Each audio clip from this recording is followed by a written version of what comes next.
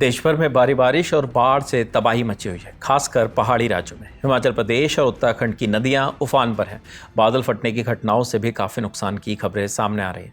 इसके अलावा बिहार, उत्तर प्रदेश, मध्य प्रदेश, असम और पंजाब में भी बारिश से बाढ़ जैसे हालात बने हुए हैं। सबसे पहले बात हिमाचल प्रदेश की।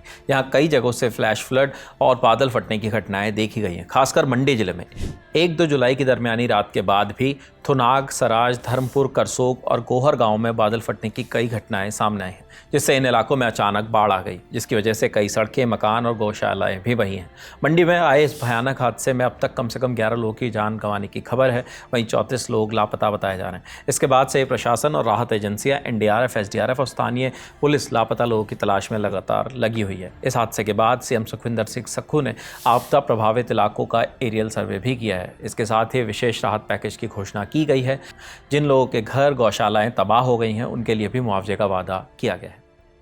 इस समय सबसे ज्यादा प्रभावित जिला मंडी जिला रहा है, जहां एक ही रात में तकरीबन 8 से 10 क्लाउड बर्स्ट हुए हैं और जिसके कारण काफी नुकसान मंडी जिला में हुआ है। और मंडी जिला के एक विधानसभा क्षेत्र जो है, जो सिराज विधानसभा क्षेत्र है, उसमें काफी बहुत नुकसान हुआ है। धर्मपुर विधानसभा क्षेत्र है, उसमें नुकसान हुआ है थोड़ा सा। हमारा एक और गौहर वाला क्षेत्र है, उसमें नुकसान हुआ है। पूरे प्रदेश में वैसे तो बाढ़ से काफी नुकसान हुआ है, लेकिन सोचने की बात है कि एक ही समय में 8-10 क्लाउड बर्स्ट होने से बहुत अधिक नुकसान जो हुआ है वो ग्रामीण क्षेत्रों में हुआ है। मेरा ये मानना है कि इस प्रकार के क्लाउड बर्स्ट का अध्ययन होना चाहिए, और जो भी हमसे हो सकता था, हमने सेना का हेलीकॉप्टर मंगाया है। अब चाहे वो बिजली विभाग के कर्मचारी है, पानी के कर्मचारी है, इन सबको हमने दिशा निर्देश दिए हैं कि आप इसको पानी की जो पीने की योजनाएं हैं जो काफी प्रभावित हुई है, बिजली काफी प्रभावित हुई है। हमारा एक सैंज में पावर कारपोरेशन का 100 मेगावाट का प्रोजेक्ट था, उसको काफी डैमेज हुआ है। तो नुकसान की भरपाई के अलावा जान माल का भी नुकसान हुआ है। मेरा ये मानना है कि 10 के करीब जो हमारे अभी डेथ है वो कंफर्म हुई है, और बाकी 34 के करीब अभी मिसिंग लोग हैं। उनका भी सरकार ढूंढ रही है उनको, और हमारी कोशिश है कि जल्दी से जल्दी बिजली और पानी की आपूर्ति को बहाल किया जाए, सड़कों को बहाल किया जाए।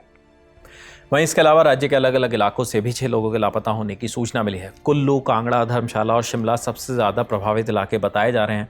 पूरे हिमाचल की बात करें तो मानसून शुरू होने के बाद अब तक कम से कम 30 लोगों की मौत हो चुकी है। इस पूरी घटना पर राज्य आपदा प्रबंधन के निदेशक और विशेष सचिव डीसी राणा ने क्या कहा, वो भी सुनिए। मानसून जब से हिमाचल में एंटर हुआ है 19 जून से, तब से लगातार बारिश हो रही है, और ख़ासकर बीच में 2-3 स्पेल्स ऐसे हुए जिसमें काफ़ी अत्यधिक बारिश दर्ज हुई, और इस बारिश करके काफ़ी जो है लैंडस्लाइड और फ्लैश फ्लड की इवेंट्स जो हैं वो दर्ज हुई हैं। अभी तक जो मुख्यतः पे जो नुकसान है वो कुल्लू ज़िला में हुआ, कांगड़ा में, धर्मशाला पे हुआ, और उसके अलावा जो है मंडी ज़िला में हुआ। मंडी ज़िला में भी हमारा धर्मपुर और जो थुनाग और जंजैहली एरिया है वहाँ पे ज़्यादा नुकसान हुआ है।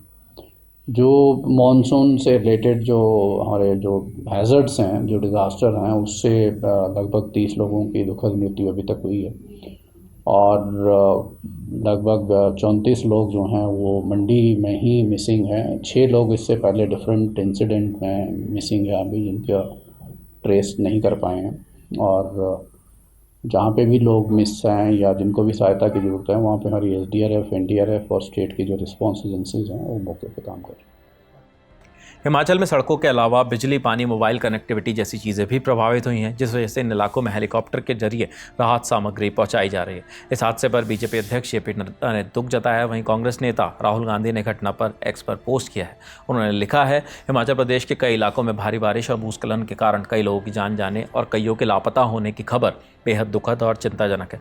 मैं शोकाकुल परिवारों के प्रति गहरी संवेदनाएं व्यक्त करता हूं और लापता लोगों के सकुशल मिलने की आशा करता हूं। हिमाचल के अलावा उत्तराखंड में भी लगातार बारिश बारिश और लैंडस्लाइड से भारी तबाही मची हुई है।